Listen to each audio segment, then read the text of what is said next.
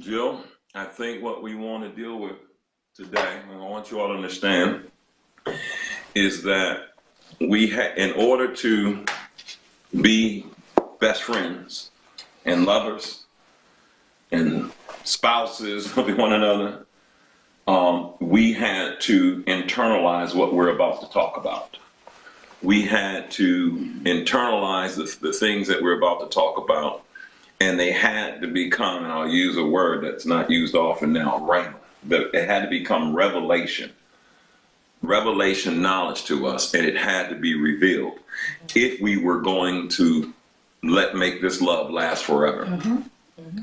And we're going to talk about what happens when you're in love and what happens in the midst of it.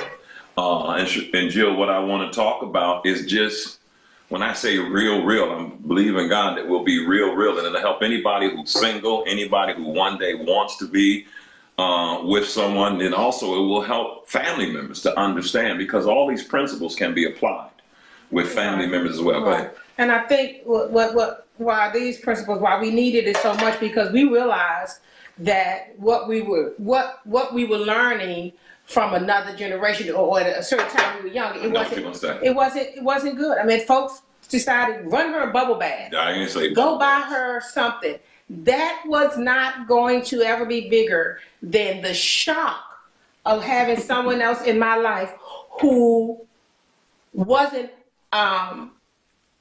going to be all that I thought someone needed to be, in the sense of me being totally comfortable.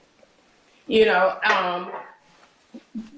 it took a long time for me to really live this, but once I realized that I wanted to be free, mm-hmm. I realized that I couldn't be free without allowing you to be free. Mm. And that was the hardest thing. Right. It was the hardest thing to do, because this is the red glasses person. Mm-hmm. I didn't grow up. You talking about me? Yes, I didn't grow up with this. I grew up with men who had a code, a street code.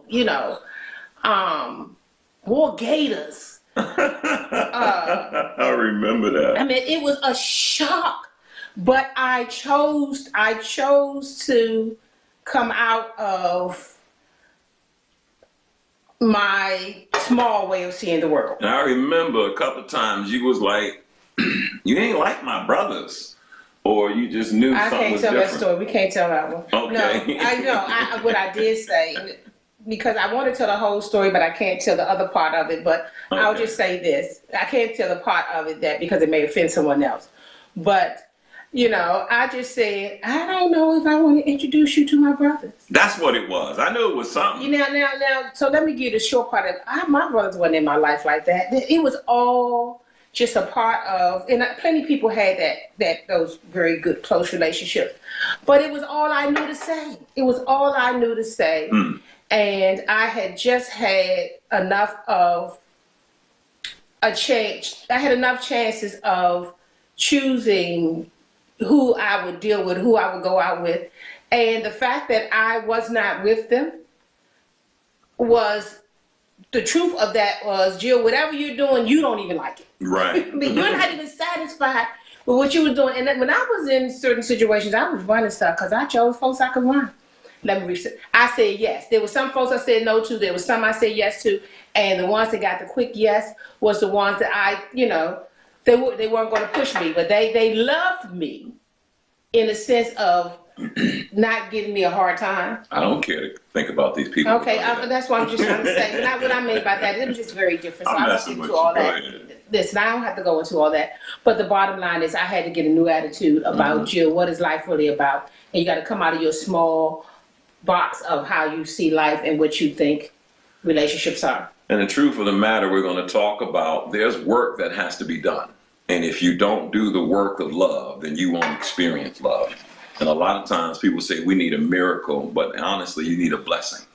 You need for your relationships to be blessed and harmony to be there.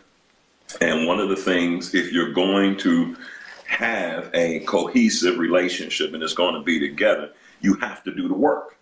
We've had to tell people over the years, you don't have a marriage problem, you have a you problem, because you're not willing to do the work. And then you wait till crisis, but by the time crisis comes, there's not enough space to be able to do the serious work that needs to be done in the midst of the different struggles that you're going through.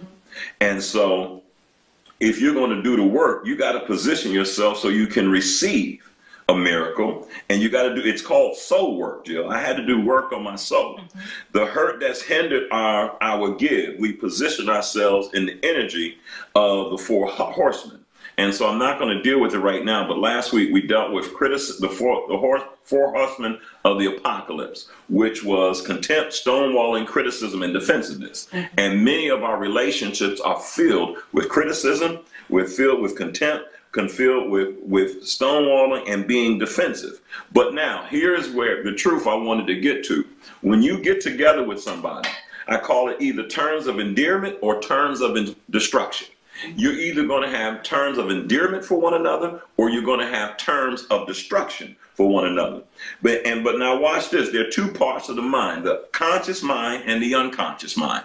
And a lot of times when we get together, we don't understand that we have these two minds that are coming together in the relationship. As I continue to talk, you're going to see that there's more than just those two minds getting together. The conscious mind and unconscious mind. A love that's conscious is a love that's free of mistrust, disharmony, unspoken words. So a love that is conscious, that you're paying to, it's paying attention to, it's free of mistrust. When your conscious is free of disharmony, and it's unspoken words. It's a love that adds energy. And so when you're a conscious lover, you work on adding energy to the relationship, adding energy to the love relationship, adding energy to what's going on. Now watch this. An unconscious love is a love entangled and burdened by past programming. And that's what I want to deal with, because oftentimes I have to minister to people, and I've had for myself to understand what you're going through has everything to do with your past programming. It's not what's happening with them now. Right, and I used to say it this way, and I had to say this to myself. Like I said, this was a hard road on my flesh. Okay, I had to say it this way when I was alone, to tell myself this hard truth, and that is, I would get so angry, and then I would have to say, "You have to listen."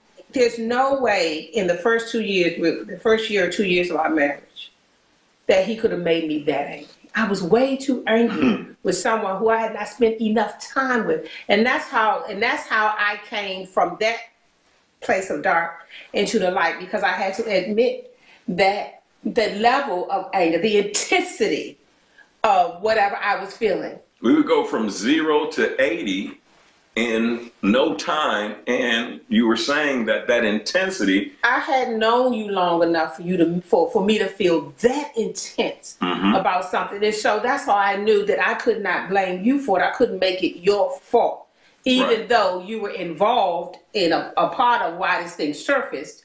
But until I was no longer trying to make, you're making me angry. You're making me no. What you're doing angers me. It angers me, but you're not making me angry. That was already there. And I had to learn over the years, it was the wounds that my words were touching, that unhealed wounds that it may have touched in you or you weren't aware of. And the same with me. You would say certain words, and because I wasn't healed or I had not done the work in that area, I got really angry because I was vulnerable. I was open. And your words, although they were right, they hurt. Right. And really, until I understood my personality type and your personality type, and I saw the positives, the pluses in your temperament. Right. Even though they were minuses to me, they were pluses for the Creator. They were pluses for other people and how other people's lives would be positively affected by you. But those were the same things that got on my nerve. I learned just certain words. You still do it. You'll say must. Jill, we must do this. Every time you say there's something, shoot up. I ain't got to do nothing. Now, I don't say that out loud anymore. But this is it. Now it doesn't go away. I just took the power away from it. It doesn't go away. My temperament, I like order and I like planning. Now I'm glad that I'm a beautiful blend of more than one thing now, because you kind of brought some flexibility in my life where I was rigid. So I see how that was a gift to me, but I didn't see that on the front end. And we got to turn on the dime. I don't want to turn on the dime. You know, my way of keeping peace was just not taking risk. Right. That's how I kept peace. But that's not a good way. That's, not taking a risk is not a good exchange for what you call in peace, because then you'll never get in touch with, the best sides of yourself. Right. And so for me, I realized that I would say something like, it can never be, it's always either black or white. There's no gray area. There's no grace in the middle of this, because it's this way or that way. And we were at a standstill, and that's why the power struggle was there. Yeah, and when you got two leaders, two strong personalities, two people who were, I always knew I wasn't, my soul, SOLE, purpose for being here wasn't to be somebody's wife or mother. That's not my only reason for being here. Okay. When I say soul, SOLE, as in only purpose for being here. So, being in an environment, especially you pastoring and then me coming along with you, that kind of became somebody's way of helping me get to a brighter side, but you couldn't win me over with, okay, you had somebody else's last name. I mean, I was okay with mine. I'll take it. But what happens if something happened to him? I still have to live. Right. So there had to be a line of demarcation that seemed to be smudged and brushed away because of the way the world saw things. Therefore, when we are entangled and burdened by past pre-programming, instead of adding energy, we drain energy from one another. Instead of adding energy to one another, we drain energy from one another. And when we drain energy from one another, as we begin to learn that true love brings freedom. I had to give you freedom to be you. You were not the first lady. We were not duplicating the presidency. It had nothing to do with being a first lady. It had everything to do with you being you. But go ahead. You said so not biblical. That is so not biblical. But and you said it, I didn't. And so many of us have taken on what the world is saying, and what we end up doing is, now she's the first lady and that kind of thing. And God says, no, you are Jill. I am Deron, and I am Deron, and you are Jill, and we are individuals. And you don't need to get certain accolades just because you're my wife. Listen, I don't want nobody to respect me because I have a title. I want you to know me. And, I want to be judged, if I'm going to be judged, on the content of my character as God sees it, not as man sees it. Because some people think you too much of this and you too much of that. And, I was looking at the Hillary documentary on Hulu. I was looking at the Hillary documentary, and they was just showing some of the things that she had gone through. And at one point, because when she moved to Arkansas with Bill Clinton at the time, Arkansas, that's that. It was a good old boys. And the culture there, they wanted a woman to work in a home. In the beginning, she didn't take his last name. And a lot of those things affected his, when he was trying to be governor. But one of the things that makes me mention this is that when she was campaigning or something, I don't know if she was senator or running for president, I don't know which one it was, but someone in the crowd had a sign, and it was a man. He said, iron my shirts. Iron my shirts. So we think that's archaic. We don't know, listen, this struggle is real. Okay? Real. It's real.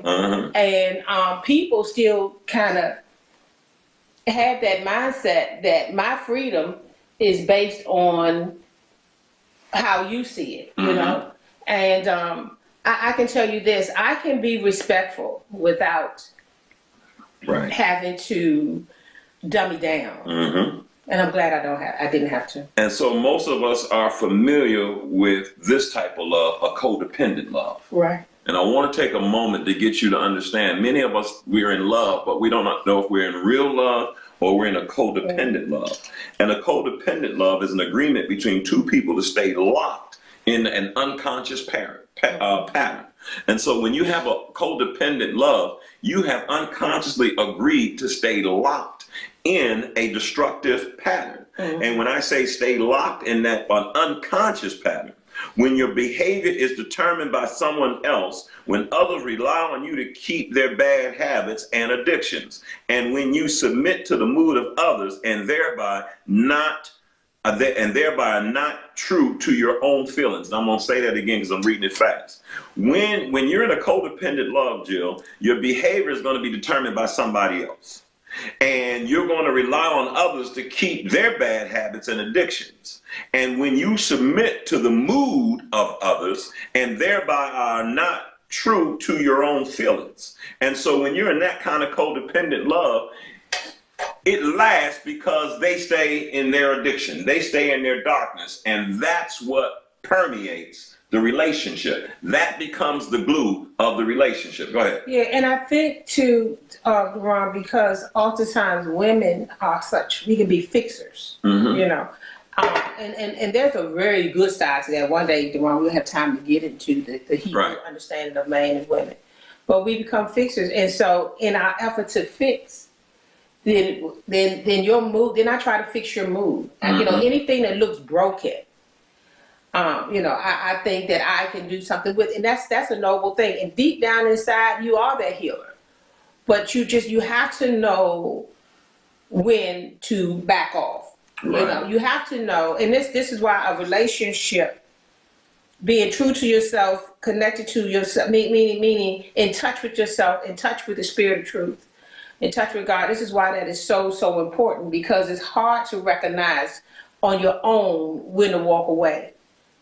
You know, especially if you're one of those people who just don't have that quick muscle in you. I mean, you've seen things work before, and it's hard for you to just. What do you mean on your own when to walk away? I don't get it. You know, I guess I'm saying I used to feel guilty when I didn't want, when you were going through something and I felt like I had the means of doing something about it. Okay. And I'm feeling guilty from walking away from you, but I'm feeling overwhelmed. My own spirit is being overwhelmed with me, and I won't respond to my own spirit. I won't respond to. I've learned to do this though.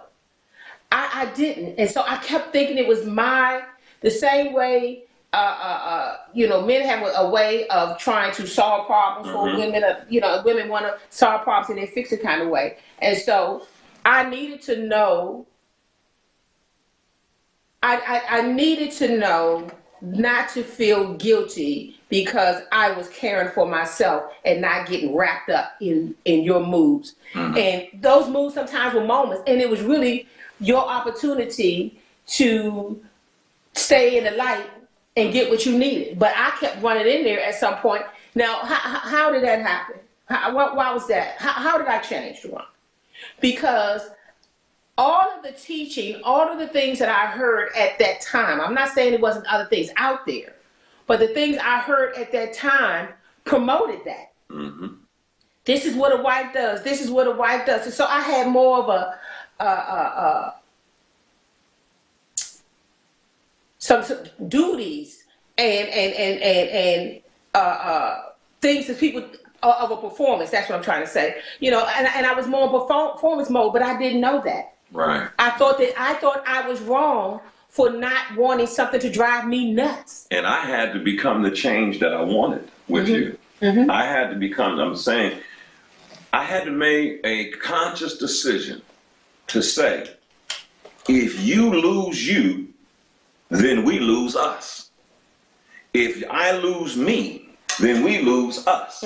If you get lost in my drama, get lost in my pre-programmed behavior, then we're going to lose each other, and then I won't have the help or assistance that I needed, and neither will you. But it's a little rough, especially when you got two strong people in love, two dominating people in love. Listen, in here, it's like it was like the Matrix at sometimes when we was fighting Neo and Morpheus, and they're going, man, I'm not either Neo or Morpheus, but I'm just talking about the bending all back. See, what's good about that analogy is that we fight like friends. Okay, yeah, we do. Neo and Morpheus, they were not enemies. Right. They fought like friends. Somebody was going to learn a lesson. Somebody's skill was going to be improved. Right. Both of us will go higher. Right. But you fight like friends. Right. You know what that means? No name calling. None of that. No labeling. None. Stay in the moment. And, remember I had the habit of just kind of trying to make my case and going back, do something and then going back to say, well, you did it this time and that time and, I call it the alphabet because she would name A, B, C, D, well, you should say 9 years. 9 years because I had learned that I went to minister in North Carolina, did the boyfriend-girlfriend thing, and the preacher told me, that pastor of that church said that he had a wife who she would get drunk. And he could tell when she would get drunk because every time she got drunk, he'd be upstairs and he would hear her go, 9 years! 9 years! I put up with your mess. I put up with your stuff for 9 years. And he would know, oh my goodness, she done hit the sauce. So once I told Jill that story, then I realized you were doing it. And when you would do it, I would go, 9 years! 9 years! But let me tell you how that stopped. And this is the only You said they can't hear you. Let me tell you how this stopped. And this is the only way it stopped. When I sat with this, love keeps no records of wrongs. God. Say it again. Love keeps no records of wrong. Okay. See, I could only go back 9 years because I would take something that was already dealt with, and then I would see something similar happen in the future, and then I would go back to make a connection because at that time I was just trying to prove that what I saw was correct. Okay.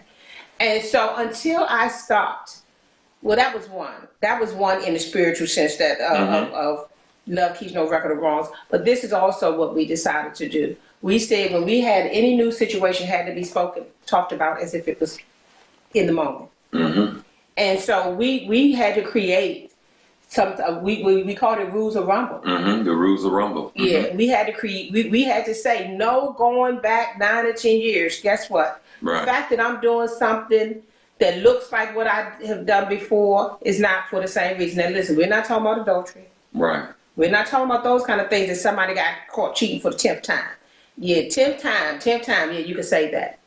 But that was not what I'm talking about. I'm talking about those people who are offended in another kind of way. And until I decided not to keep a record of wrongs, so what did that do? That made me have to settle it. So it was difficult at one point to settle it because I did not want to put all my feelings on the table. And so technically you would think that we were talking and that we were over it and we had settled a matter. My exact words were, I thought that we worked that out. Right. I thought that we took care of that. And we're now dealing with that again? That's right. And we did talk about it, but what was the truth? My feelings. I had not put all I felt on the table because I didn't want to be labeled as petty. And I didn't think my feelings were real. And they were never petty to me. Now, maybe the scenario, there's some other pieces in there, Deron, that made them petty. But I didn't want to feel petty. I didn't want to feel less than. I didn't want to feel dismissed. And those kind of things. And so I would only bring enough to the table to see if you can handle it. And if you look like you were not responding in a certain way, then I would only bring little pieces of myself out. Right. That's why it was never settled, because I never came clean.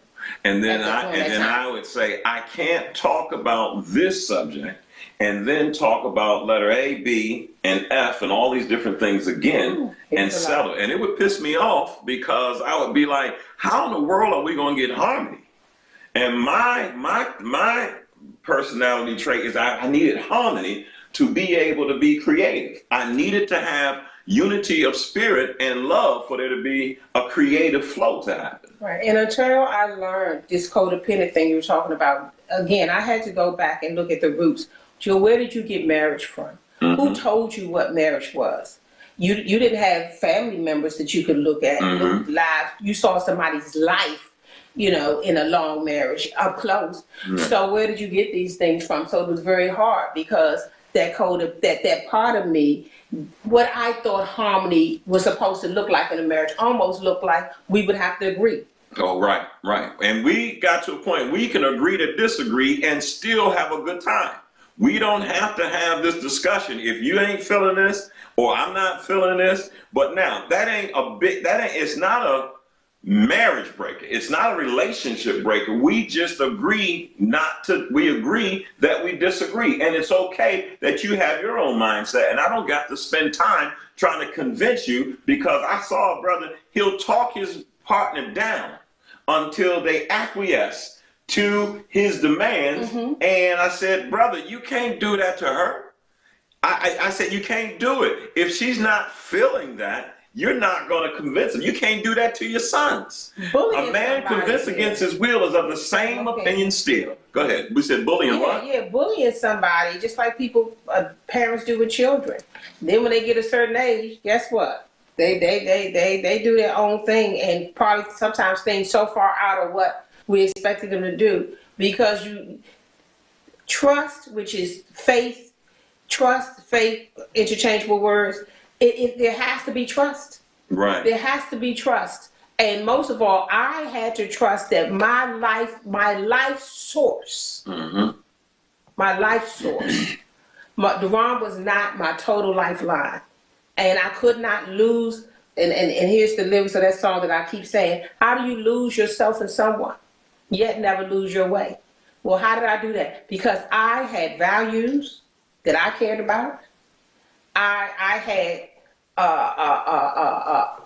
life things that I cared about, and I didn't lose any of that. Thank God I didn't have to lose my friends and hang with you because you was a friendless male. And that on wasn't top the case. of it, if you went out, I'd be calling you 3 times or so. Where you at? When you coming back? The whole 9 yards. Only time, and I didn't go through that, but I did go through this. When I was no longer single and I first got married, I did none of that. I didn't want nobody to tell me what to do. That's what it was. So I would go and not call. I'll be back in a couple of hours. Did it get good? I'm hanging out with my friends. And I would have to say, you married, man. You married, sister. You're going to have to talk to me and let me know what's going on. Because I'm sitting outside, I'm going outside, and my lights come down the street. Right. To make sure you're coming home. And it was because, Deron, I wasn't using my words. I wasn't brave enough and courageous enough to mean what I say and say what I mean and mean what I say and not do it in anger. So guess what? For real, I was having a good time, and I didn't want you to blow it by asking me to come home, because I didn't want to tell you I'm not, and I also didn't want to lie.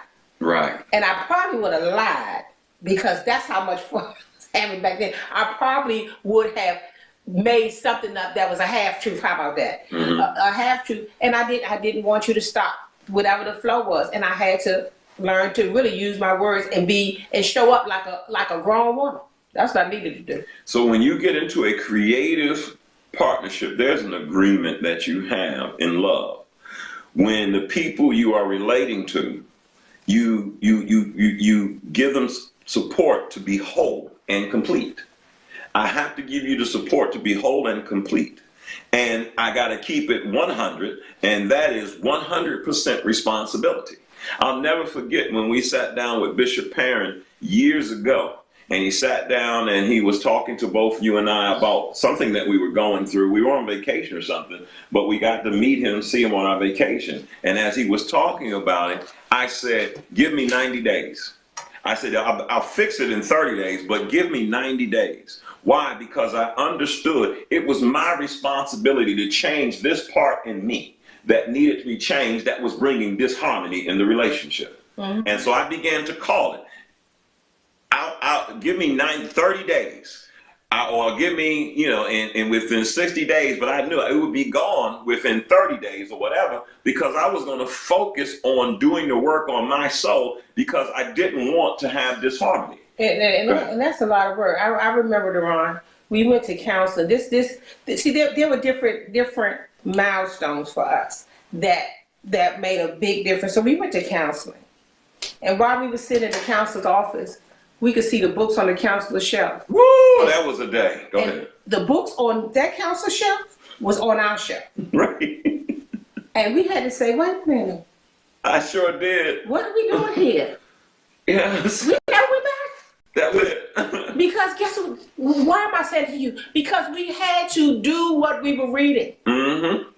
We had to actually live it. That's anything you read. If you're going to change, you have to renew your mind to be transformed. We were not renewing our mind. We were picking up these nuggets. What we called them was nuggets, and then we would use them with each other, but we wouldn't do the personal work that required us to live that out and own and possess that change. And that's when I remember. That was the first counseling session we went to.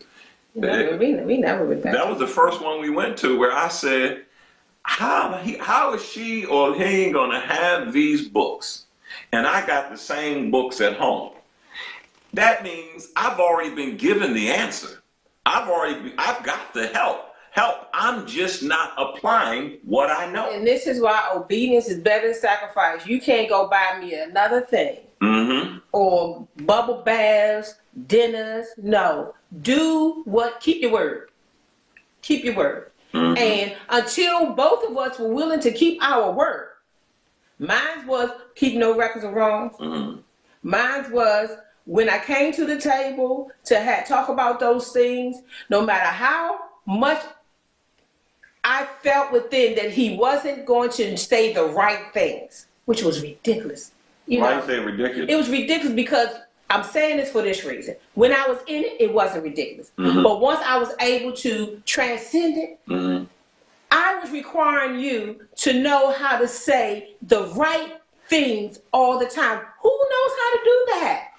With even with themselves. Right. But in order for me to have the freedom that I thought that I needed, you would have to know exactly what to say to me in every situation, which meant you couldn't be yourself. Right. And I remember in that season, I made the decision, no more jumping through hoops.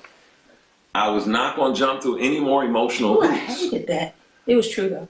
You said you hated it. I couldn't do it anymore. And I was jumping through hoops too, but that's not a term I would use. Right. You know what I mean? But it was good because today, now, not just today, but some time ago, I have grown beyond that. And I didn't know I was asking you to jump through hoops. And that's what I mean when I said something that was so deeply painful to me that you could say it in such a simple way that it felt like you were categorizing it as minuscule. And I didn't like that because I thought, listen, this is bigger than that. At the end of the day, for him, the person who's receiving it, it felt like jumping through hoops. And that was true. The person who was in the dark at that time, I know that I wasn't trying intentionally to get him to jump through hoops. And that no more jumping through hoops, I can explain it today, man. I'm going to remain consistent. I'm not going to allow one discussion to cause me not to want to come back home, or to want to stay out late, to not want to talk. I'm going to remain consistent, and I'm not going to allow whatever you are experiencing right now to cause me to say, I'm done. No, I'm not going to jump through any more emotional hoops and lose my continuity as well. Because you was working on something you would have never won. Because it wasn't your fight, it was mine. You would have never won. You would have never won. Part of jumping through hoops, as I recall, was that you kept trying to please me. Yes. And you kept trying to do things. But you didn't know that part of me because I had not exposed that part of me to our relationship at that time because I didn't trust that you knew how to handle that. You know, but I had to learn that, and I'm not saying this to anybody who has mental illnesses, listen, and I'm not putting that down. You can have a hurt brain, just like you have a hurt leg, you can have a hurt brain. And unfortunately, people do treat that hurt brain in a way, that makes it shameful, Right. even though they don't do that with her leg. So I'm going to say this: I'm not talking to you if you have a hurt brain, okay? Mm-hmm. But for me, I wasn't really that fragile. I wasn't that fragile. Sure, I know you weren't. By the time I hear all of what you grew up and what you went through, I wasn't that fragile, but I just didn't know what it was like to be super vulnerable, with someone. And we do all kinds of things together. Ain't that something? All kinds of things two married people do together, right? You think can't be gonna show all your nakedness in the physical realm. that's why I But said then in the spiritual realm, you're afraid to show your nakedness. it's easier to bear your bottom than it is to bear your soul. Oh, no doubt. It's easier to show that good stuff than it is to show what's really going on the inside. So we know how to get naked physically, but because within is down in the hands of God. Without, I can go get a bandage. I can go to a doctor. They can diagnose me. They can tell me it's this, and this. They can do the scientific measurements. But when it comes to the soul and deep down inside, no one can fix it that easily. Mm-hmm. And what we're doing right now, we've been doing this for a long time. I remember we did our first relationship dinner. It was called something, I can't remember what it was called. But that's when CJ catered for us. First exhale relationship. It wasn't. I don't know what it was, but it was the first time we did it at Epiphany. Right. That's how. It was the first time we ever did something, and we've been doing it forever. So this is a little something in the spirit out of Soldiers Ministry, where we began to minister to people, to tell them, hey, listen, you got to take a breath, you got to exhale. You got to be able to recognize you're taking things a little too serious. Now I want to get to this part so that we can make this point. And now we're going to give you some relationship therapy. Mm-hmm. This is relationship therapy. If you ever sat down with us, we would talk about this. One, the unconscious purpose of marriage is to finish childhood. And so when you don't understand it, the whole unconscious purpose, the thing that you're not thinking about is I am getting with them to finish some childhood business. Partners choose each other to get from each other what they did not get from their parents. I'll say that again. We choose other people to get what our parents did not give us. I tried to tell a brother that one day. Today he's not married. He's divorced. And it was ugly. But I tried to tell him, I said, listen, man, you all are going through because you're trying to get something out of her that you didn't get from your parents. And you're now trying to get her to give you something to heal something that was left unhealed. He didn't agree with that. And he got married. And I don't know everything that happened, but I know this. I said, I don't see it working. And I'm not trying to wish any doom or gloom on you. Mm-hmm. But you are unaware of the childhood needs that you have. And you're not willing to let some stuff go. Mm-hmm. So now, because people pick a partner who is like their parents in some ways, not knowing that the person is incapable of giving them what they need. As much as I didn't realize it, I may have chosen you for one reason, but you were incapable of giving me what I needed. I needed something to heal my soul. But sometimes we have this unconscious expectation, you're going to meet my needs. You get it? I do. I get it, and I get the goal was for the universe to use different people in your life to expose things, to help you bring something to surface so that it could stop robbing you of your authentic self, mm-hmm. Your organic self. Mm-hmm. You know, some of these things, they rob you because every time you go to do something, you hear one of those voices, mm-hmm. you know, or I can say for me, I used to have a delay. Mm-hmm. And I believe that delay came because my mother was very busy. It was 6 of us. And what does the delay look like? The delay looked like when I wanted to do something, I would second guess myself a lot. Mm-hmm. And that second guessing came more because I didn't trust my own thinking. Mm-hmm. I didn't trust how I felt because I wasn't in touch with my feelings. Mm-hmm. because I made them somebody else's responsibility when I felt things I didn't like. Then when I felt things I did like, I took total ownership. Mm-hmm. But when it felt like something that felt like garbage, I wanted to blame someone else. And so I had to learn to be in real time with myself, and I wasn't. And I would hesitate because maybe I was afraid to make a mistake, maybe I was afraid of being criticized. But I think in my case, the only thing I can say is the delay was I used to come home and I wanted to show my mother the good things I had done in school, or tell her what my day was like and how great my day was. And she was tired when she came home from work, and she was busy. And sometimes she should have been given that, but sometimes I really did need her to just stop for a minute and allow me to be in the moment. So I could not have spontaneous joy because I had to be happy. If she was in a great mood, then whatever I wanted went exactly the way I wanted it to go, or very close to it. Right. But if she wasn't in a good mood, I had to delay my joy. Okay. That's where it comes in. Delay my joy, delay what it was exciting for me, and then go and wait until she was finished with all the things in the day that troubled her. And then now I'm not coming right out with it. So this is all the delay. It's all set up that way.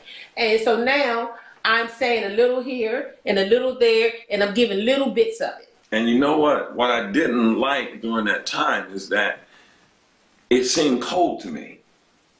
I remember I did something for Talita's graduation and bringing the bus up to her school, and we were all there to meet.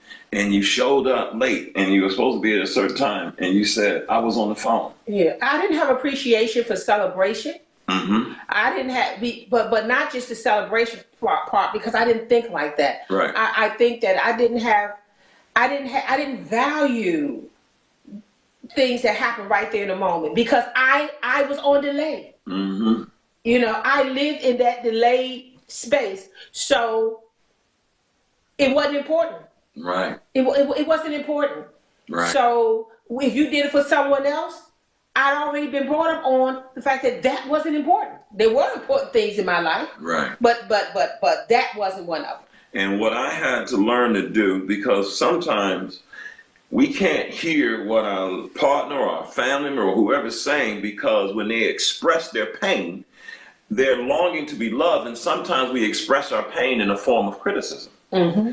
And I don't do it anymore, but I had to make a decision. I will not criticize her anymore. I am not going to give you a criticism. I can tell you what I would like to see happen. I can tell you where we are, what I think, but I'm not going to criticize you because I don't want to affect your psyche about yourself. Mm-hmm. I need to show you. I need to become the change that I want. And I had to start taking point and saying, I'm going to be vulnerable. I'm going to share myself. And although I feel she don't give a darn about something, I'm going to still stay involved and be close. Because when you become conscious, your goal is to help each other person grow. And a conscious relationship becomes about this. Right now, I don't, not to say I don't get upset, but I don't shut down, because our conflict is an opportunity for growth. Mm-hmm. I don't see our conflict, I can't do this no more. No, it's an opportunity for us to find that vein of healing, that vein of love, that vein of harmony.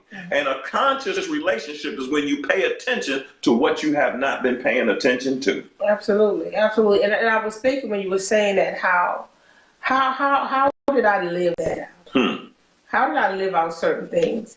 I was thinking about how, in our relationship, when you said a conscious relationship, that means that I'm aware of my struggle, my strengths and weaknesses. Mm-hmm. You're aware of your strengths and weaknesses.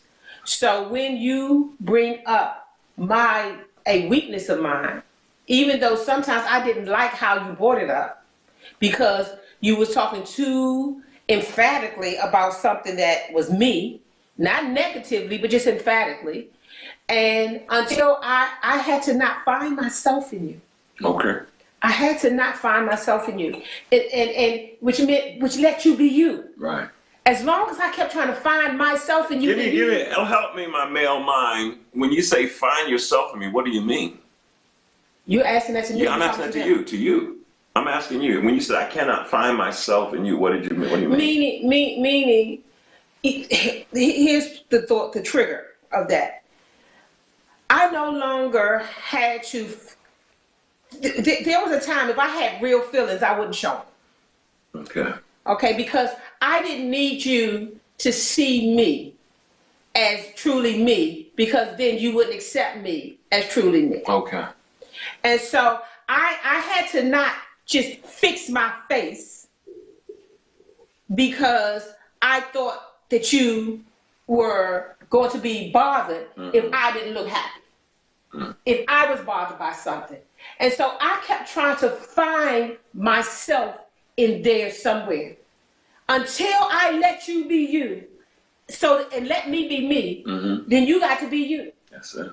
And I would try so hard to again, to have something that really, it wasn't necessary. Right. It wasn't, and I didn't know that it wasn't necessary. But I was okay if you didn't like something about me.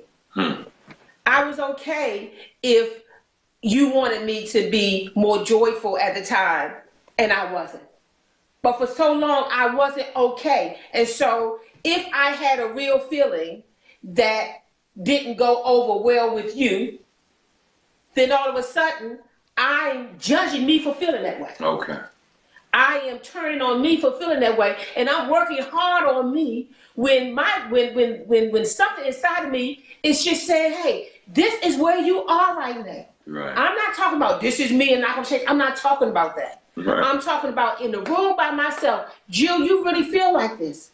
Feelings are indicators. And they really do introduce you to who you are. And the wonderful thing about your spirit is it's not judging you. That's what we do on the outside because somebody else says this is right or this is wrong. Right. Listen, assess your feelings. Put no judgment on the meaning of this. Don't make it right. Don't make it wrong. It just is. For that moment, it just is. And if you sit long enough, you'll see what's off. At times, I had to not say right or wrong. I should say something's off. And that's how I found the courage to take the step to connect to the me that I didn't favor the most. Where now it's just me. It's just me. And if it's a place where I need to learn and I need to do better, I'm okay. But I'm not trying to make sure that there's some checklist that someone has. And with Jill, you know, and someone wants everything that they thought I should be to be what they see. I don't do that anymore. And here's what I'm going to challenge you. In your family, and have you done the work? Did you take the time to work on yourself? And when I say work on yourself, I had to make a decision like you're saying. We had to make a decision. We can make it through this moment right here. We don't have to kill one another with words. We don't have to crush one another with our emotions and our energy. We can make a commitment to be conscious, and we can bring both of ourselves into this space and be vulnerable. Right. Because I made a decision. Listen, Deron, you're not going to be hiding yourself from her no more. You're not going to do that. Because I started getting offended because of your strength. And then God says, change it. And I'll never forget. I would try to hound you and walk and talk and do that. And God said, let her be free. Let her be free. Let her have this moment to think. And if she would like to, like we had a discussion recently, I said, hey, at some point, if you would like to have the discussion about this, let's go ahead and have that discussion. We don't have to do that right now. But when you're ready, let's have the discussion. Why? Because my goal is to add to you and your goal is to add to me. And I'm telling you, the killer was labels. It was labels. See, sometimes it's one little thing that you get to remove out of your relationship and you'd be surprised at how much love, how much respect, how much trust comes out. You know, I remember I wanted to call you lazy. because he wouldn't take out the trash. This was a big deal, okay? 20 years. You still need me to tell you what trash day is? I've been living here for 20 years. You know, so that kind of mindset. And I wanted to call you lazy. Right. Now, I can see in every other area of his life, this person isn't lazy. Right. Anybody who ever watched one of his plays, you know that is not a sluggard. Right. You know that there was a lot of energy and a lot of movement. So you didn't have the disposition of a lazy person. But because he wouldn't take out the trash on a regular basis, I labeled it lazy. So now you're trying to prove to me that you're not lazy. Mm-hmm. Or that keeps coming up. So here was the real deal. He was forgetting. Yeah. He was forgetting. So the problem is, so then it goes from him not doing it to him forgetting to me still stuck somewhere. Listen, I don't want to remind a grown person to do something all the time. Mm-hmm. So now I got that neck shaking, you know, but in the heart. And so now I'm saying, I don't want to be reminding you all the time. So it was all that I was telling myself, but it started with the label. No labels now. What was the truth? His attention span was short. Mm-hmm. And so guess what? Just had to put a little note, a little post-it note on the trash can. I did the same thing. I put post-it you up did. on the door. I never did it. You did. Yeah, I put post-it up. It's trash day. Right. Trash day is coming up on Wednesday. Trash day is coming up on whatever day. And let me tell you how I overcame it, Jill. I'm just getting it now even more. I had to decide, Deron, you don't have to be in this discussion. You've been here over the trash can, or you've been over here, you've been in this vein for something simple. If you would just take the moment to try to make her happy, and that is to try to do what brings her joy, then what would take place? You would remember it because you want her to be happy. You want her to have peace of mind. And so let's see what you can do to make that happy. And then I put post-it notes all over the place. Why? And I put, she is not your enemy. You're not my enemy. But you know what? We never had that problem when we lived in Clinton. What problem? Taking the trash out. Or did we? You always had problems. Okay. I used to take the trash out. And I just got tired of taking the trash out. And then I got freer in my own mind, in my own heart. And I wasn't afraid to bother you or irritate you. Listen, men may not understand this, but when a woman sees that a man is irritated with her, it just goes past the surface, you know? And so now I'm okay with him being irritated with me. He gets to be. Listen, he gets to be. It gets comical. I get irritated. Right. You know, but that's what I mean when I say I stopped finding myself in you. There's something I had to let go of. And so now sometimes, and I still have to say Deron is trash day. Yeah. But two things had to happen. I don't know, you know, I'll just say it was something that it just wasn't necessary. Amen. It just wasn't necessary, Deron, for me. And it came from, it was that underground thing that you talked about. Right. It was that unconscious thing. Yeah. When you all see our picture that we use for this posting, they chose, first we did the one when we first started. Mm-hmm. They're both on there. They're both on there. Mm-hmm. And then I look at the one where we did here, probably about, it was 2013. 2011. 2011, we did here. And I see two people who have willed themselves together to be able to say, we're going to make it through this. It's rough. It gets tough at times, but we're going to make it through. I want you all to understand this is a little something in the spirit.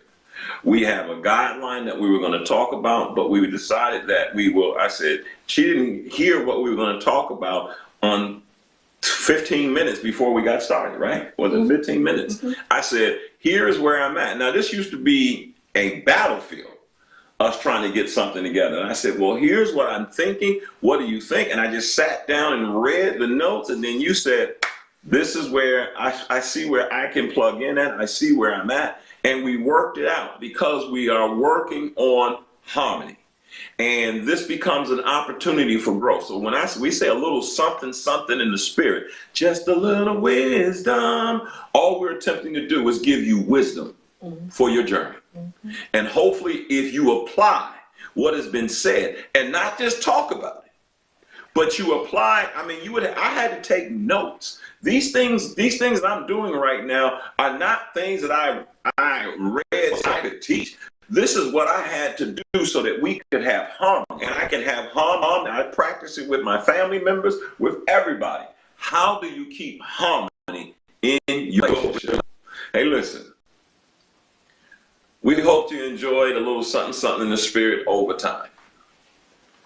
We came back. I forgot. I didn't even announce it today, and you reminded me. I said a little something. I said maybe we will, but we'll let you know. You said that while we're doing the broadcast? No, I said that when we was doing this morning. Remember, you left before and I ended it. Okay, that's weird. I left, dropped the mic, and I got you, and walked away. I mean, I really got emotional. And I didn't know how to turn it. Can I just go ahead, tell me? Yeah. So I will learn how to do this Facebook and Periscope stuff, but I haven't. And so when he left, I remembered how to turn off Periscope, but I didn't remember how to turn off Facebook, right? So I said, excuse me, I'm so sorry. So I had to go get him to say, this is so, somebody called it ghetto, I'm just gonna call it real, right? And so I had to go say, Deron, you got to come and turn off Facebook. So when it was all over, we turned it all off. I just looked at him, I said, listen, you're gonna have to stay through the whole broadcast now. No, here's what you said. I said you can't do your drop the mic. I said sexual chocolate. Sexual chocolate. Yeah, you can't do a sexual chocolate. Drop the mic and bounce. You can't do that. You got to finish the whole thing off. And I'm at shut your mouth, son. I said. But let me give you let me give you the what growth looks like. See, he did that. And I wasn't embarrassed. That's another thing I stopped. I was way too embarrassed over just simple things because of what people think. Whatever. Listen, you said whatever. I don't have time for what people think is right, wrong, when it just is and it's in real time. So what? So what? Mm-hmm. So guess what? Guess what I will be doing this week? Show me how to do both of these. Mm-hmm. So that if you do get emotional, mm-hmm. if you do feel like in real time that you want to get up, mm-hmm. I'll be able to cut it off. Right. So my concern was, you left me out there, I look bad, I didn't know how to, because that's what you would have thought a long time ago.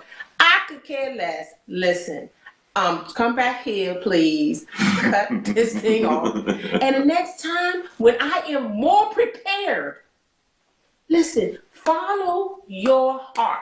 Right. I'm okay with that. Right. But that used to be an opportunity. A little screaming match would have went on. What was that about? No. It's all right. That was that. That was that one moment. And what did you say? You said, Jill, this is what I'll do. 1, 2, 3. And right. And I said, hey, we got to put some protocols and some things to be. And I said, I got to be able to have certain things, because whether you all know it or not, it takes a lot of cognitive energy for me to keep all this going by myself. Mm-hmm. I almost cried just now. It's not scripted. This is not scripted. If it was scripted, and it's not surface talk. Mm-hmm. This is vulnerability. Right. And I'm not doing this to entertain you. We're just sharing. And when you go into that space, that's why people don't want to go in that space. It is a very vulnerable space, and you can be open to being wounded. It's just all kinds of things. So it does take a lot from you. But if you're honest and you're telling the truth, this is the only thing you got to remember the truth. But a lie, lie make you late. That's it. Y'all love 20. I done seen that a couple of times. Good to see you, and good to see all you all. I have reached. I look at my eyes. I can see. I've reached. I've emptied out. We've emptied out today, and we hope that you and I see it. I can see some of this stuff. Thank you all. I see faces and all of that, and you're welcome. And our goal is to serve. We love you. I love you back. Yeah, our goal is to serve. And I think it's crucial. One, that domestic violence is high and everything is happening. And we are getting cabin fever. And we've got to be able to share. And we got to be able to love one another. And my prayer is, you all, when I got emotional today, once again, I see certain things, and some people say, I see dead people. Remember that movie, I See Dead People? I don't see dead people. I see people of the struggle. Mm-hmm. And I want people to be able to be successful. And I realize if I can do it, I think anybody can do it. if I can do it. Right. I get this way. I gave God a mess, and He gave me something better back. Mm-hmm. I offered over mess. Y'all only heard a little piece of the mess today in terms of how my mindset used to be, and and I felt all right being that person. I didn't even know that it was much better that I could have from the inside out, not the outer stuff, but from the inside out, so I know that it's possible. I just know that it is. Right. And so I know I got emotional because as a pastor, I must prepare to do some things that I don't like to have to do. Mm-hmm. Go into spaces where people are hurting and all these different things and bring comfort. Mm-hmm. And those things take a lot out of your soul. I'm not going to lie about it. Having to bring comfort where people are going through loss. Mm-hmm. And I have to be prepared to handle those kind of decisions and make those kind of choices. And so even when you see me get emotional, that is because I love you too. And that's it. I'm getting emotional now. So therefore, I'm thinking about this. I spoke with a brother who's on the front line, and he said, Deron, every time I go to the car, after we're feeding people, the homeless and all of that, he said, I cry. He said, and the reason he said I cry, he said, because people are hurting in plain sight. And they want the food, they want the help. And listen, kids eat free, literally, we're getting ready to, Lord willing, bring some hot meals to people. We've practiced on the way to prepare the meals. They've been doing that, feeding homeless every Friday. And we practiced that. And I went out, I saw this day coming. And I went out and made sure they got the big pots and all that stuff. I said, because we don't see the soup lines anymore. We didn't. But when they're saying that this is one of the greatest disturbances since the Great Depression, we gotta be prepared. And this is why I'm bringing a little something in the spirit and saying, hey, listen, I know there's some lies out there. I know there's some all kinds of conjecture and all this kind of stuff. But get focused. This is real, y'all. This is real. And so that's my contribution to the universe today. We did 3 times today, right? Yeah, it's our third. This is our third one, and I'm feeling every one of them. And I ask you that if you can, to support Kids Eat Free. We had an organization. Thank you, Dr. Sahira. Somehow she turned us on to somebody, and they I think Makia Kersey. To her, and then yeah. So Makia, to you, the brother who was working with you years ago, it was good to hear that you were a chef someplace or you working in some organization, and to know that we were able to help feed 340 people, families, this week. And when I heard that you were a part of the process, I was so blessed, because I realized you had made a commitment and you were doing the right thing, and you have no idea. And then again, you do, and that the company that blessed us to help us feed children. Mm-hmm. I thank you, because this is what we do. And then they brought good food. I heard they brought organic gourmet stuff. Mm-hmm. Organic or gourmet. Gourmet organic. And I was just so happy, because you know what? I sat in my office on a cold October, and God said, kids eat free. And he said, brown bag, do it with the lunch. And you need to do it. And it seemed like all hell broke loose once we kicked that off. Mm-hmm. But today, with Deborah, Kirk, and I can't name everybody's name. Zach and ATL. And the people who are packing the lunches and getting together, especially because I can't go out there like that now. I'm grateful. And I'm forever grateful for your work, not service to me, but your service to God, because he said, when did you see me hungry? He said, when did we see you, Lord? Right. He said, when you fed me. When you did it for the least of these. When you did it for the least of these. When I was thirsty, you gave me something to drink. When I was hungry, you gave me something to eat. When I was without clothes, you gave me clothes. So, and when I was in prison, you came and visited me. And so it is what we do for others. And this is what I said on the earlier service or earlier broadcast. And that is this: how do you lose yourself to someone, but yet never lose your way? Don't lose the mission. Don't lose the mission. Still keep setting the captives free, which means this: you're not gonna become the oppressor because you're stuck you're in a house together and you're rubbing each other wrong. Continue to want to bring sight to the blind. Continue on the mission.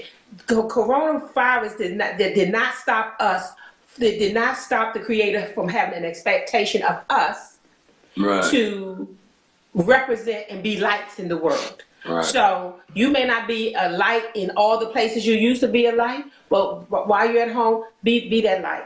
Be that light. And continue to set the captive free and do that. And that way you will not lose your way, because you will not lose sight of the mission and the barriers. So that's all I have to say, Andre. And thank you, Stephanie Bryant, and all of you all who meet. I haven't been able to come out there in a while, but I'm so grateful, because I say, God, there's still soldiers on the front line, and all of you all in Georgia, when y'all sent me that picture, and y'all were social distancing, and y'all took a picture at the Soul Factory and packing those lunches. Oh, I cried so much because I'm so grateful. God knows that I'm grateful, because he put people in place to get this done, and we are feeding people. And so when you hear us say this is the real deal, y'all.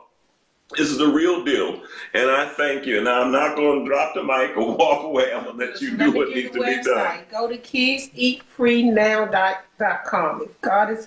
If anything you heard today and you say, listen, how can I give back? What can I do right now for what I received? God, what can I render? What can I render unto God for all these blessings right here?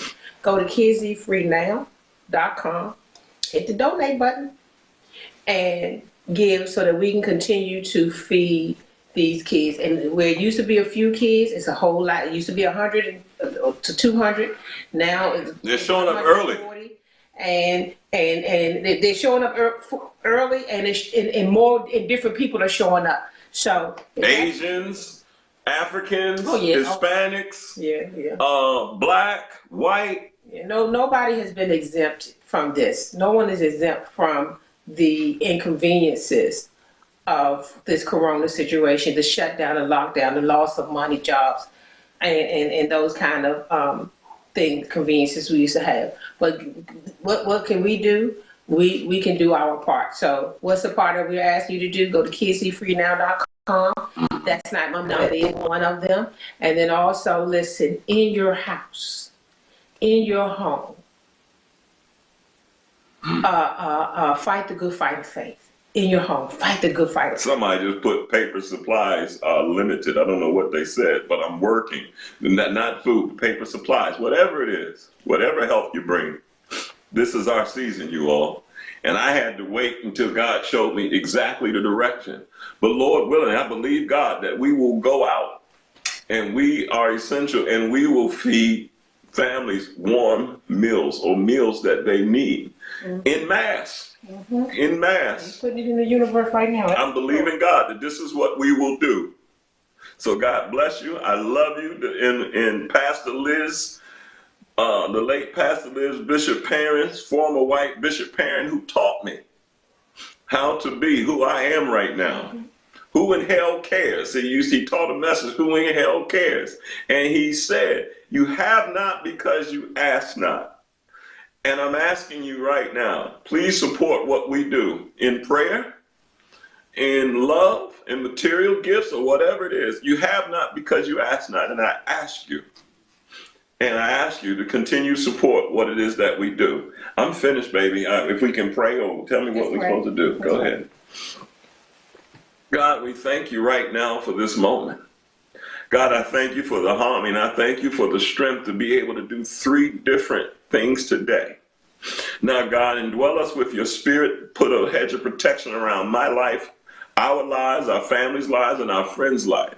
Now, Father, bless all those who are connected with us, those who are soldiers. They may not go to the church, but they're still sold out, living delivered in everlasting righteous service. And I thank you for their souls. I thank you for the Church of the Lord's Disciples. These are their ministries. I thank you for the Soul Factory and every revelation you brought through these bodies. Now, Father, let someone find harmony right now in their relationship, and let the hell be cast out. Let all the darkness be brought, light be brought to dispel the darkness. And we thank you for breath, and we thank you for the energy. Now bless us. Let us not fall into psychological warfare, God, but know that greater is he that is in us than he that is in the world. Yes, Lord. And we thank you, Lord, for giving us strength and courage. Thank you, Lord. Now, God, help us not to faint, and help us not to become shipwrecked. And yes, God, we're all going through. But God, let them know you love them. And send some love their way, God. Let them find peace. And God, let the brother who's going through in his mind, God, I send him strength right now. Strength and honor. In the name of the Lord that I serve, Yeshua, God, Yah, the God of everything, I give you all the glory and the praise. Amen. Amen.